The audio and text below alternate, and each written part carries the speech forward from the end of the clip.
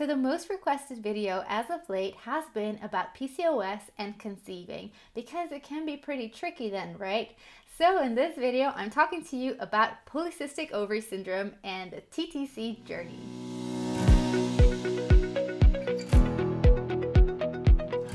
Hello lovelies, and welcome to another one of my videos in which I will talk you through the first 3 steps that you need to take if you are struggling with PCOS and you are trying to conceive naturally. This video about how you can conceive when you are struggling with PCOS has been requested so much, and I've been meaning to make this video for a long time, but I just couldn't do it and I wasn't sure why. So I kept kind of putting it off and thinking it'll come.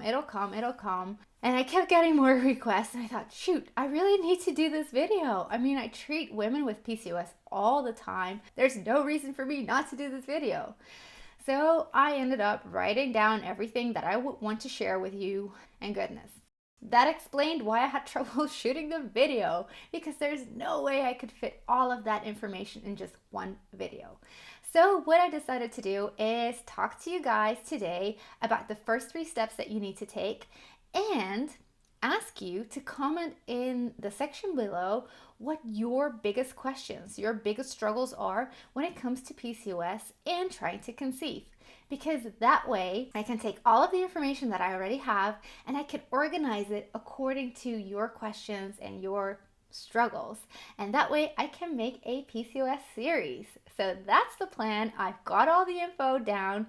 I just need you to tell me how to organize the info so that I can bring out, kind of succinct and useful videos for you instead of something really long and crazy and, blabbermouth floor. But for now, let's get into the video and talk about the first 3 steps that you can start taking today to get PCOS under control. Because the good news is you totally can. PCOS is reversible if you tackle it naturally.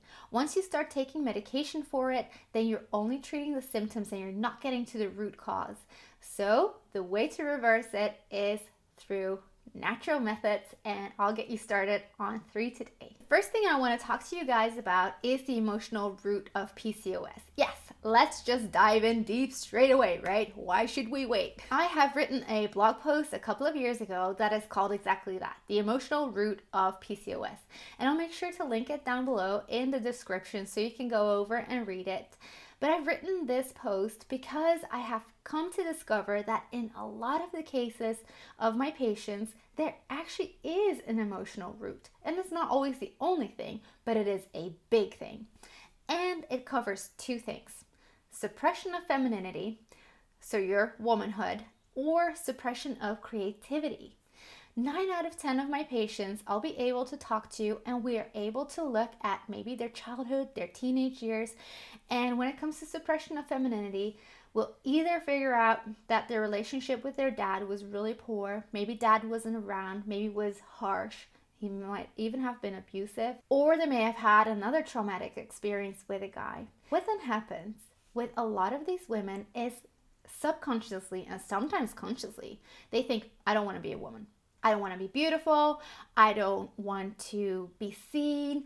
I don't want to express my womanhood. I hate my periods. I don't want to be pregnant. All of that. And as I said, some of it can be subconscious and some of it can be conscious. So it's not so strange that a lot of women with PCOS will put on a lot of weight, because what does weight do? It hides you. And although that can be really painful, deep down you might find actually out that it feels a lot safer than losing a little bit of weight and having more curves. So think about that if this is something that applies to you. The same is the case for when it comes to hair growth, right? If you've got hair growth in your face, every woman will hate that. We have so many methods and ways to get rid of it because we don't want that. But again, if that is happening, that can be a result as well of you suppressing your femininity. And of course, there are complete chemical imbalances, there are hormonal imbalances that are causing that. It's not you're thinking yourself fat or you're thinking yourself hairy. That's not the case. But emotional root causes can absolutely have a physical effect.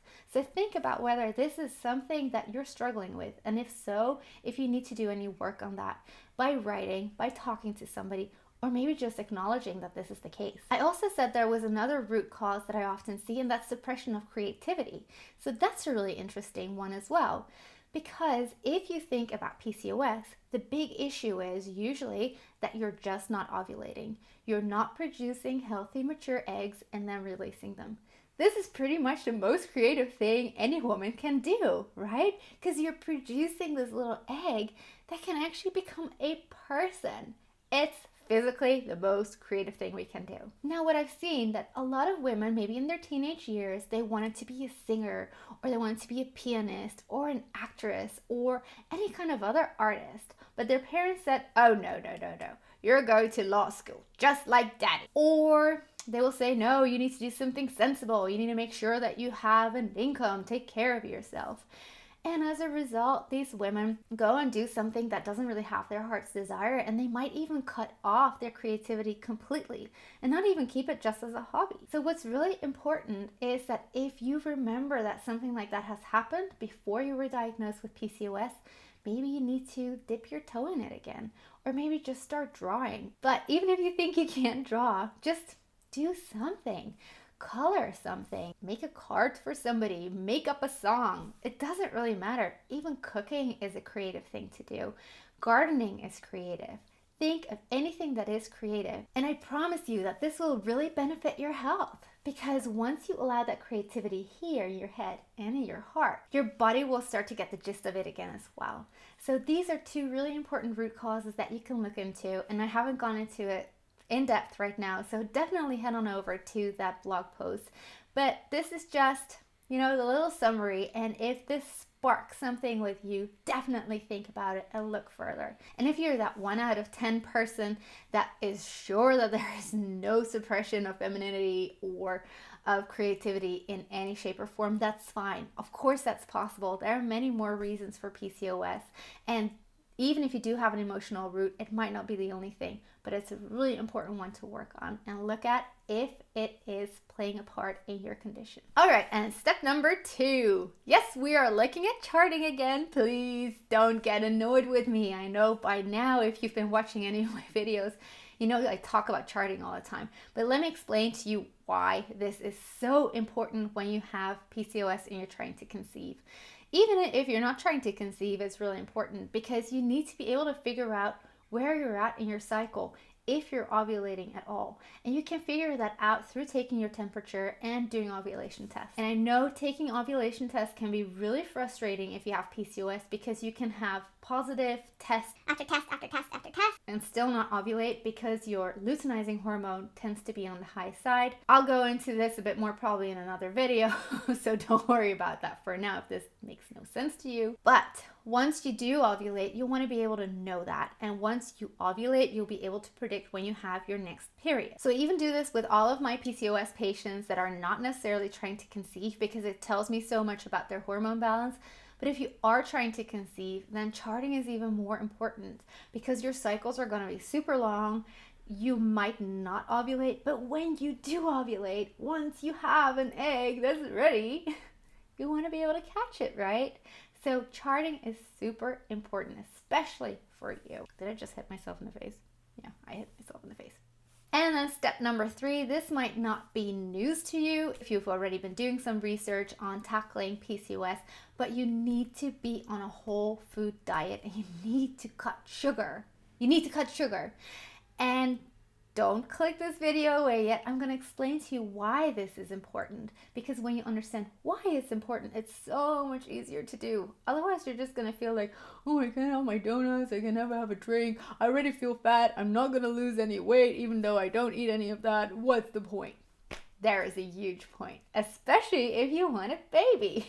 Because if your sugar intake is high, so that can be just, sugar, as we know sugar, that can be alcohol, and that can be like refined flour, then your sugar levels are going to be high. If your sugar levels are high, then insulin, which is a hormone, is going to be high. Insulin is the hormone that's responsible for bringing sugar into the cells. So if sugar is high, your body feels like, oh, we need to work really hard to get the sugar into the cells, so let's bring up insulin to bring it into the cells. The problem is if your insulin is high a lot and long term, that also brings up androgens. And Androgens are okay, but we don't want a lot of them because those are the ones that cause all the hair in the places where we don't want it. Also, it prevents you from maturing eggs properly and prevents you from ovulating. So now you know that donut and that flute of champagne might keep you from ovulating. Maybe it's a little bit easier to leave it to the side. All right, those are the first 3 steps that you can start to take to get your PCOS under control naturally, because as I said, it's totally possible. It really is. You just need to be on board for the ride. Definitely click on the playlist on your screen right now if you want to learn more about PCOS, and that series is already done. Until that point, I'll be linking in the playlist to general conceiving naturally tips that you might find useful as well. And in the meantime, see you in the next video. Bye!